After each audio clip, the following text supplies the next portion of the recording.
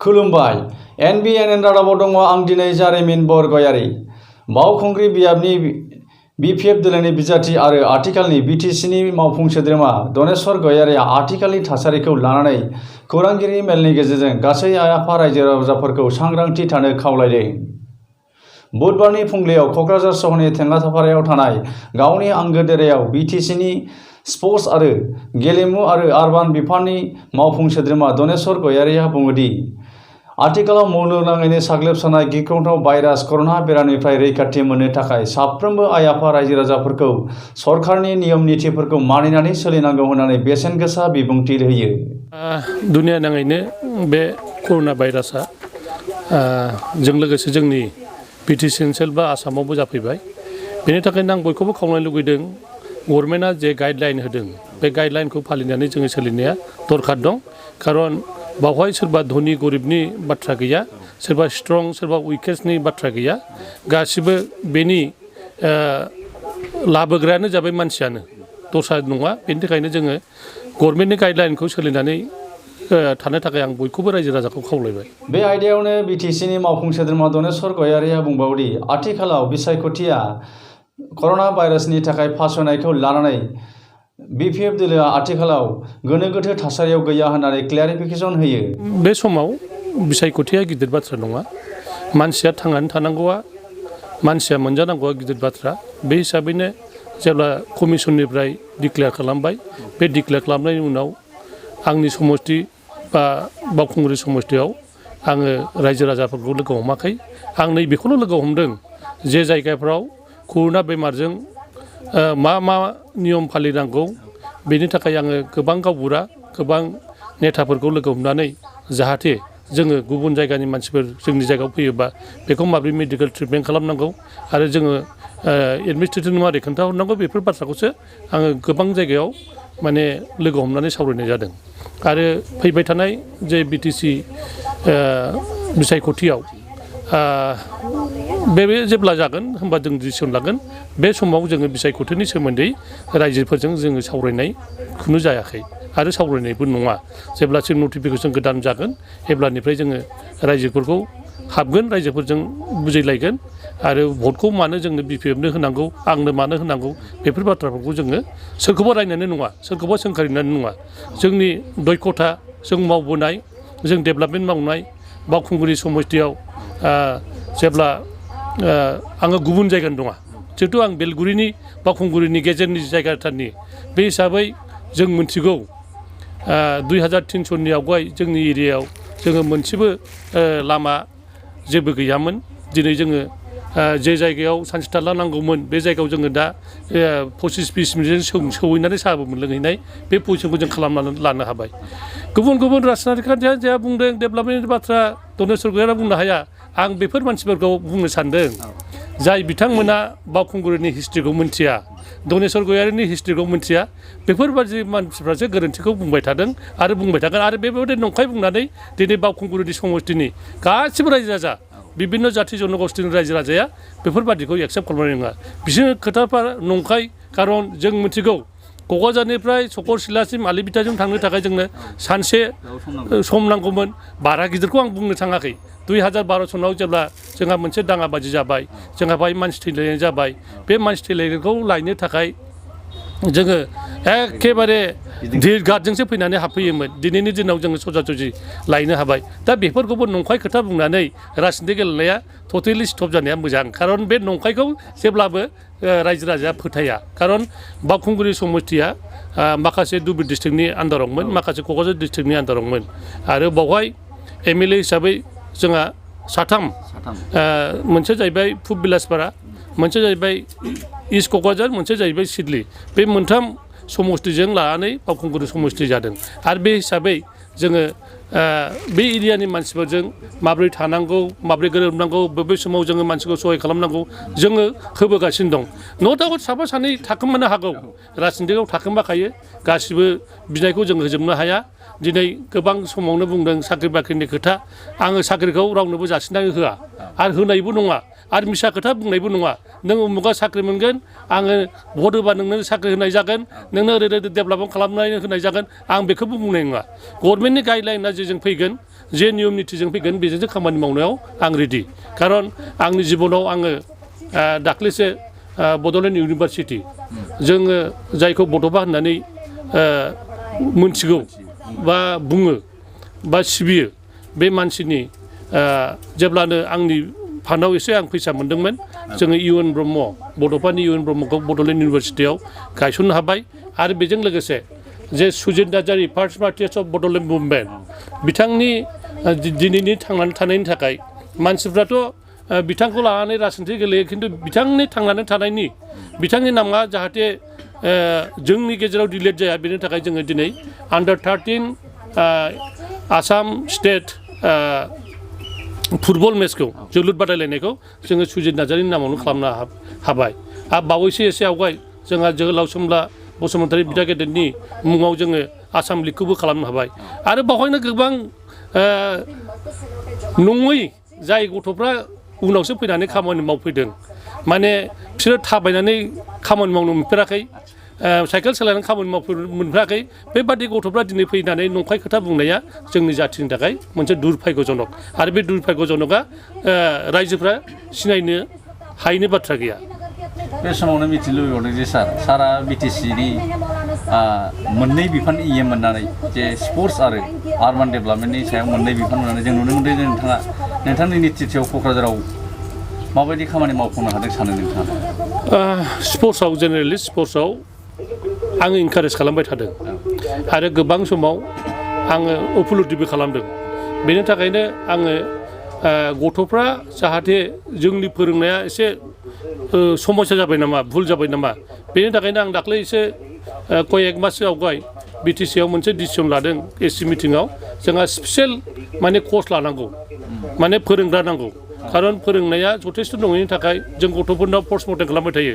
उमुक खेलाखौ मानो जेनखो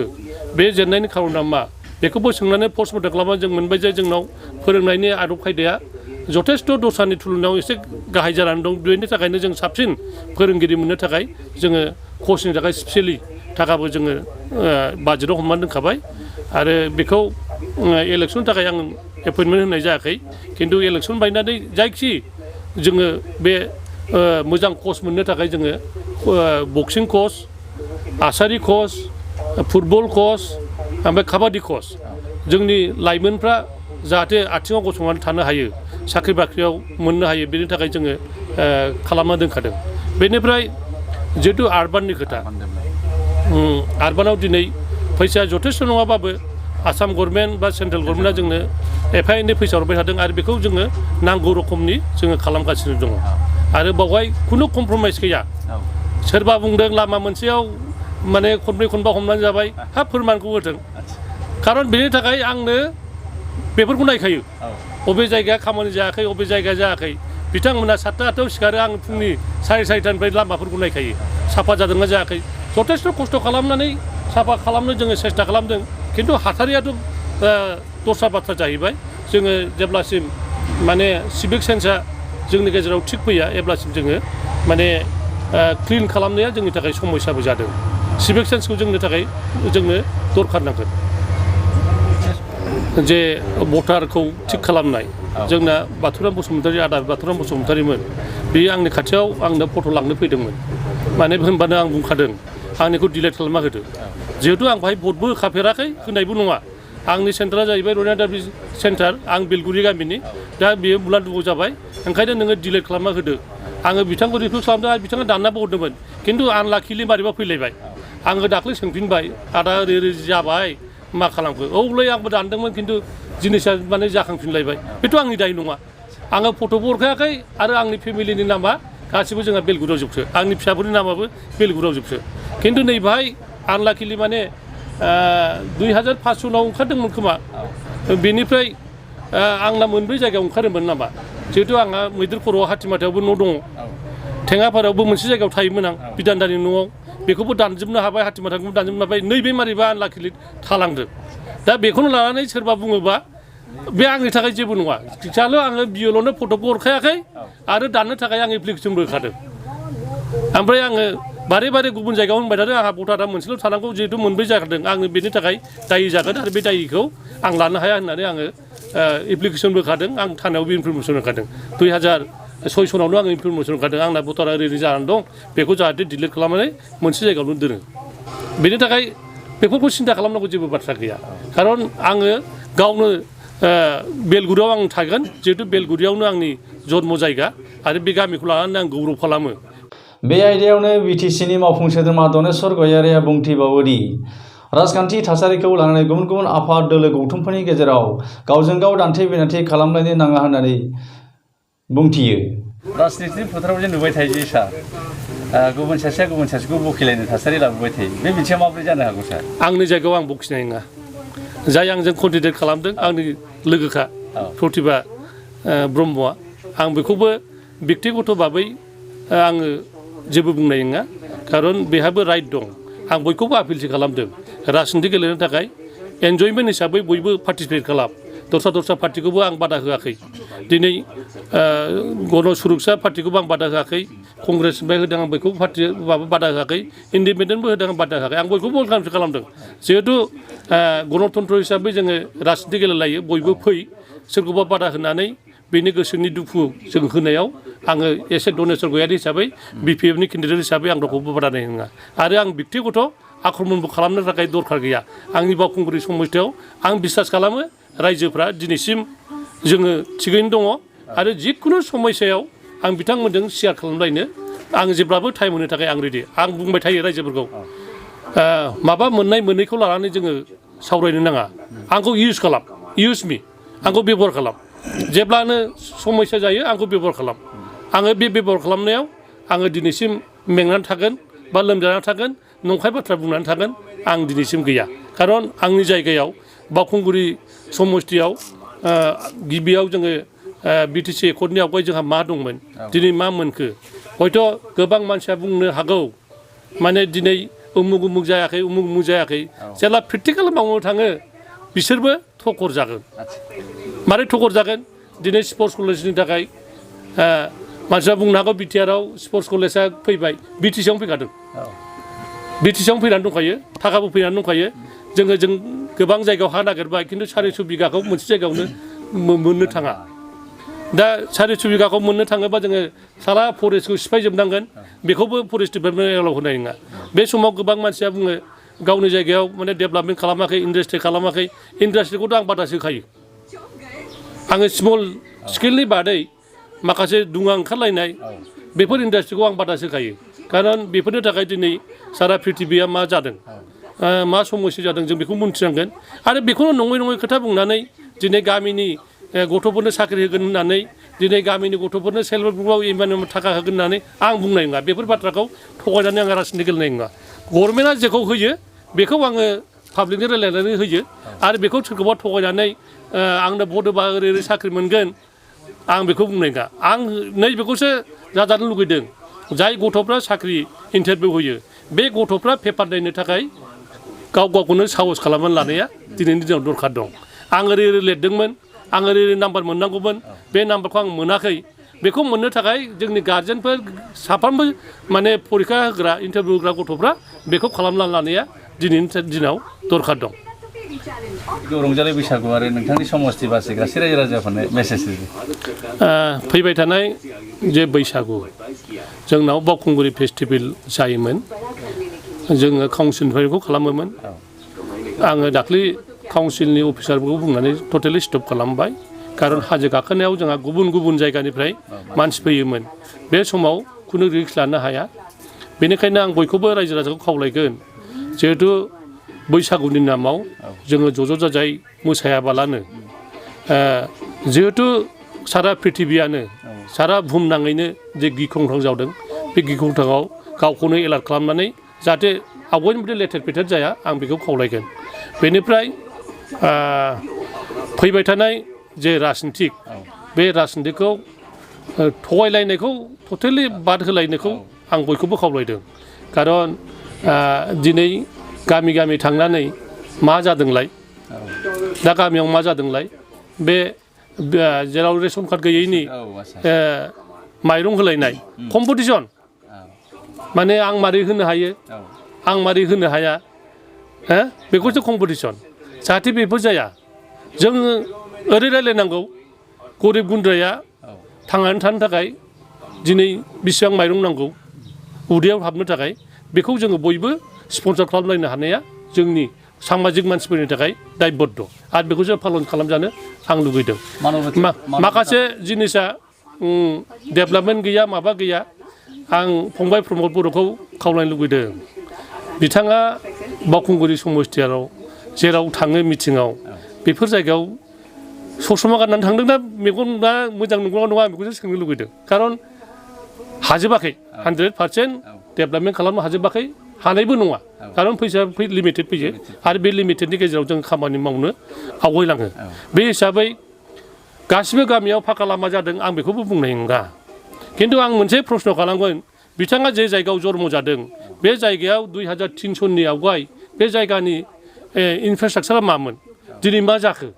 बेखौबोथ' सिन्था खालामनांगोन दिनै 100% जेबो जायाखै होननाया बे गावखौनो थगायनानै लानाय बे मिसा खोथा बुंनाय आरो बे मिसा खोथा बुंनायनिफ्राय आलदा थानाया दरखार दं आरो बिथाङा आंनि नामखौ माखासे समाव लाबाय थादों आंनि हिस्ट्रिखौ बियो जेबो मिथिनाय नङा खारन बियो तामुलपुरनिसो आंनि फेमिलिनि सोमोन्दैबो बे जेबो मिथिनाय नङा आंबो बिनि फेमिलिनि सोमोन्दै जेबो मिथिनो लुगैया दिनैनि जे सुक्ति माखासेया न' डाउट जे 27 तारिखनि सुक्ति बे जोंहा माखासे आन्डारग्राउन्डआव थानायफोरनि थाखाय जोंहा लाब जादों खिन्थु मोनसे जिनिसखौ रोंनायाव जाखो ना रोङियाव जाखो बे भुला जोंनि थाखाय थालांबाय थाबाय जाय बिथांमोनहा केस दं जाय बिथांमोनहा दिनै गोदानै हमजाफिनबाय खायफा जेलाव थाबाय बेफोर सुक्तिखौसो आवगाय खालामनांगौमोन दिनैनि दिनाव NDB हिसाबै जिहेतु हाग्रानिफ्राय फैनानै मेन स्ट्रिमाव फैबाय बिथांमोनखौ खमसे खम 1-1.5 बोसोर अबावबा थाहोथ'नानै माने समाजजों मिलिनो थाखाय खामानि मावनो सुक्तियाव थाखायोबा मोजां जागौमोन होननानै आं सिन्था खालामदों आरो बेखौनो लानानै माबा माबि मोन्दों माबा माबि मोनाखै ओरै जादों बेथ' फैफाखानांगौ खारन खुनु सुक्तिया माने डिग्रेड खालामनाङा नैबेखौ आं लाजिदों गावसोर लाजिदोंना लाजियाखै दिनैनि दिनाव BTCनि सिमाखौ माखासे जायगायाव दानगोन होननाया जोंनि थाखाय बे दुर्भाग्यजनक आरो बे 7 थारिखआव UN ब्रह्मनि मुर्ति खाथियाव थानानै 40 बोसोर गावनि जिबनाव जे आन्दलन खुंनाय जोंनि मानगोनां बड'फा UN ब्रह्मनि जे बिजन बे बिजना बाहायनो जोब्बाय होननाया जोंनि बर' जाथिनि थाखाय दुर्भाग्यजनक आरो बे दुर्भाग्यजनकनि थाखाय गावखौ रियेलाइज खालामनाया दरखार दं रियेलाइज खालामनो दरखार दं जेथु सासे बड'फा उपेन्द्रनाथ ब्रह्मनि मिशन आरो बिजना दिनैसिमाव साक्सेस जायाखै होननानै नों सानोना एसे बै समनि मालाया 1 लाख थाखानि खामानि मावदोंमोनबा जोङो बिनि थाखाय 1 फैसानि मावदोंमोन बे हिसाबै जोङो थाबायै गुबुन गुबुन जायगायावबो जथेस्थ' खस्थ' खालामदोंमोन बे खालामनायनि जे बिजन बे बिजना दासिमबो साक्सेस जायाखै आरो बै समावनो बिथाङा बुंखादोंमोन दफे दफे आवगायलांनांगोन बे दफे दफे आवगायलांनांगोन बाथ्राखौ दाख्लै 7 थारिखआव जे प्रमद बर' फंबाया खोथाखौ बुंबाय माने UN ब्रह्मनि बिजना बाहायनो जोब्बाय होननाया बे जोंनि थाखाय दुर्भाग्यजनक आरो बे दुर्भाग्यजनकआ जोंनि UN ब्रह्मनि जे फिउचार बिजन बे बिजना दासिमबो साक्सेस जायाखै आं बेखौ बेक्तिगत हिसाबै आं मिन खालामो बेजों लोगोसे दिनै रादाबा एसेनोसै गोजोन्थों।